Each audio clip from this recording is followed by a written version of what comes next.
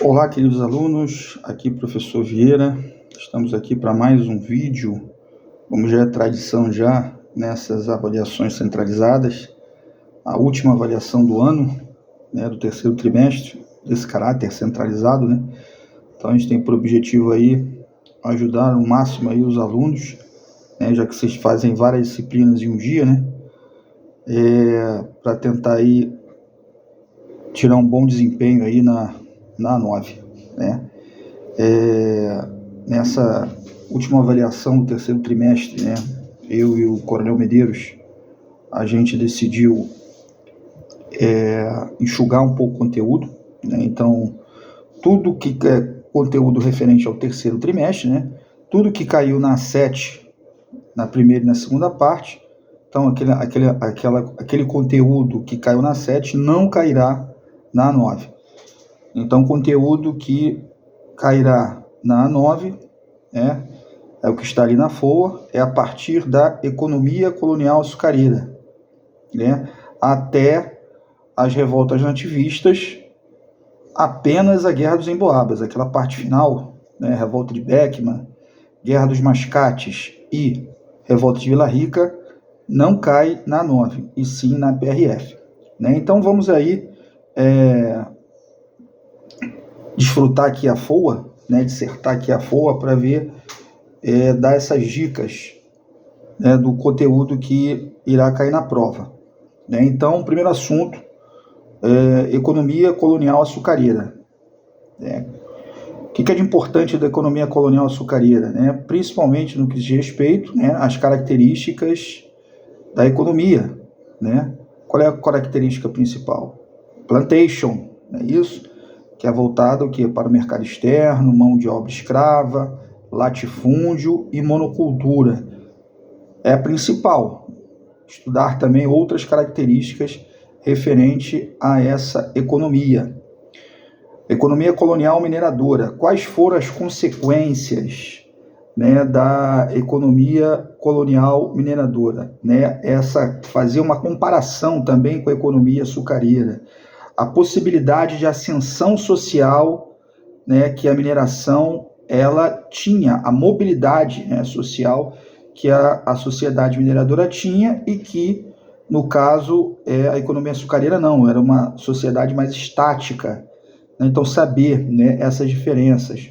A transferência da capital, né, de Salvador para o Rio de Janeiro também foi uma importante consequência, né, da economia mineradora. E as transformações, né, que a economia mineradora ela causou na sociedade, né, aquela parte de núcleos urbanos, né, o movimento ali das cidades mineradoras, né. Então tudo isso é importante com relação a esse conteúdo. As entradas e as bandeiras, né? Quais são as diferenças? O que é entradas e o que são bandeiras? Os tipos de bandeiras, tá? Dá uma preferência para as bandeiras de apresamento, né? Ou preação, que é as bandeiras com objetivo de captura de indígenas como escravizados, e as bandeiras de prospecção, que são aquelas bandeiras que têm a finalidade de procura por metais preciosos. Então, dá uma atenção para esse tipo de bandeira. Escravidão indígena. Quais são os fatores que levaram à escravidão indígena? Né? Fazer aquela comparação também com a escravidão africana. Né? Lembrar, né, que a implementação da escravidão africana, ela não fez desaparecer a escravidão indígena, né? Então isso é importante. Teve um momento que concomitantemente as duas escravidões elas se falavam, né? Então saber dessa importância aí da escravidão indígena, fatores que levaram à escravidão indígena, a resistência indígena também, né? O que também fez ali essas relações de conflito, né? Do diálogo entre as culturas. né? Tivemos ali entre a cultura indígena, a cultura europeia e também a própria cultura portuguesa, essas relações conflitantes, né? Desse contato ali entre as três culturas. O tráfico de escravos também um assunto importantíssimo também que vai ser cobrado, né? O que implementou ali a escravidão, as condições, né, que os escravos eram submetidos, né, no transporte aqui da África para o Brasil, né? Então isso aí também é importante. As denominações dadas aos escravos, então, pessoal, aqueles tipos de escravos, deem uma atenção especial, o que é negro de ganho, o que são escravos boçais, pretos novos, né? Os tipos de escravo urbano, né, que é o próprio negro de ganho, o escravo doméstico, o escravo de aluguel, saber também o escravo de campo, o que o escravo de campo fazia, trabalho e lavoura, então saber as diferenciações desses escravos, né, as denominações, né, dadas a esses escravos, né? Então também isso aí é importantíssimo, tá? Vocês saberem com relação ali a escravidão africana, né? E saber, como eu já falei para vocês, essa relação entre a relação entre a escravidão indígena e africana. Com relação também à exploração de metais preciosos, né? Voltando aqui à economia mineradora, as consequências que isso tudo diz respeito ao pagamento de dívidas, né? Portugal viu nessa ascensão, né, da mineração a possibilidade de pagar todas as suas dívidas, né? Portugal enfrentava uma dívida feroz lá na Europa, então essa economia mineradora aqui no Brasil trouxe essa possibilidade também para Portugal. Tratados e limites, né, que foi o nosso penúltimo assunto, então saber aqueles tratados e limites, dando uma atenção especial ao Tratado de Madrid, né, que foi aquele tratado que revogou o Tratado de Tordesilhas e que deu pela primeira vez a configuração geográfica do Brasil que a gente conhece atualmente, e o Tratado de Badajoz, que foi o último tratado, né, assinado no século XIX, que deu aí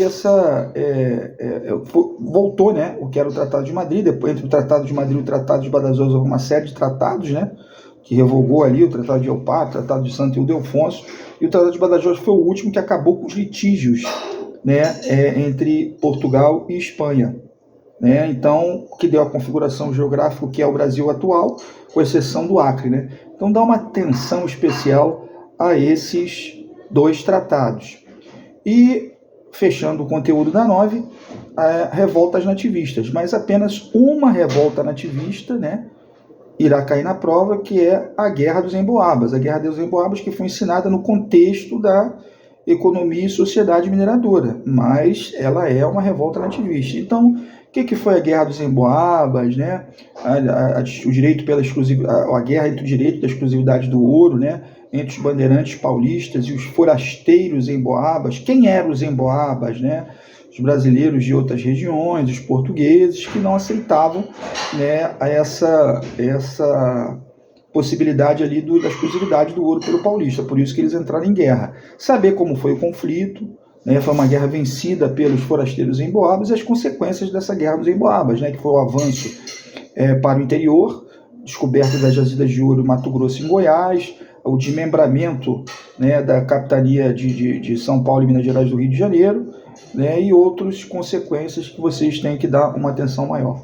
Tá ok? As outras revoltas, como foi ensinado no último conteúdo, a gente ficou ali com receio de não dar tempo, né?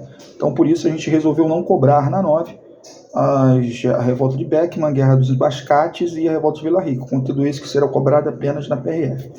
Tá bom, pessoal? Então, tá uma FOA bem enxuta. A gente resolveu aí dar uma aliviada aí em vocês nessa reta final aí, né? Sabendo aí que vocês estão envolvidos aí em várias disciplinas, às vezes precisando de uma nota ali maior, então a gente resolveu ali dar uma colher de chá, né?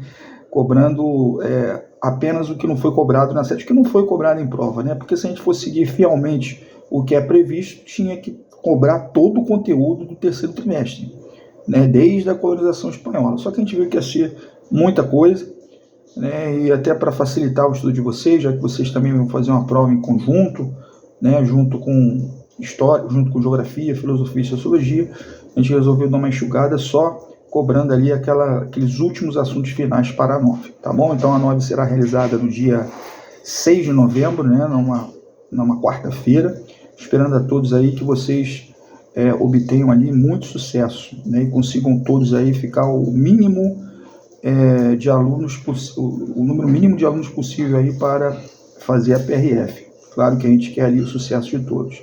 Então, aproveitando o ensejo, gente, né, já que esse vai ser o nosso último vídeo, né, falando aí com os alunos de uma maneira geral, então queria demonstrar aí a satisfação, né, de ter sido professor de vocês aí, das minhas turmas, né, dos alunos do primeiro ano, né, eu fui para a reserva como militar no final do ano passado, então foi um prazer muito grande ter retornado ao colégio, agora na reserva, né, como professor PDTC. Cheguei no mês de março, com um mês já com aulas em andamento, sei aí das dificuldades que foram, né, para poder ali se adequar. A dificuldade foi muito grande no primeiro trimestre, mas ao longo do ano a gente foi ali se acertando, e tenho certeza que eu procurei dar o meu melhor, né, para todos vocês aí, para que tenham aprendido, né, esse conteúdo maravilhoso aí que é essa nossa disciplina de história, né? Tivemos aí uma reformulação, né, no terceiro trimestre, né? Eu saí aí da turma 103 e 110, no qual sinto muita falta até hoje, porque eu tive que ir para a turma do nono ano. Então foi um prazer ter estado com essas duas turmas e com as minhas outras 4 turmas, né, que eu mantive aí até o final, 101, 105, 108 e 111. Foi um prazer aí inenarrável ter estado com vocês, né, e ter colaborado um pouco aí para o crescimento, né, acadêmico aí da vida de vocês, tá bom? E aos outros alunos que foram alunos do Coronel Medeiros, também o meu muito obrigado. Tenho certeza que muitos de vocês aí assistiram os vídeos, né, e de qualquer forma eu também fico muito feliz em ter ajudado vocês aí, oferecendo aí os vídeos aí, colaborando aí para o sucesso de vocês também. Tá ok, gente? Então, obrigado a todos. Até uma próxima oportunidade. Fiquem com Deus.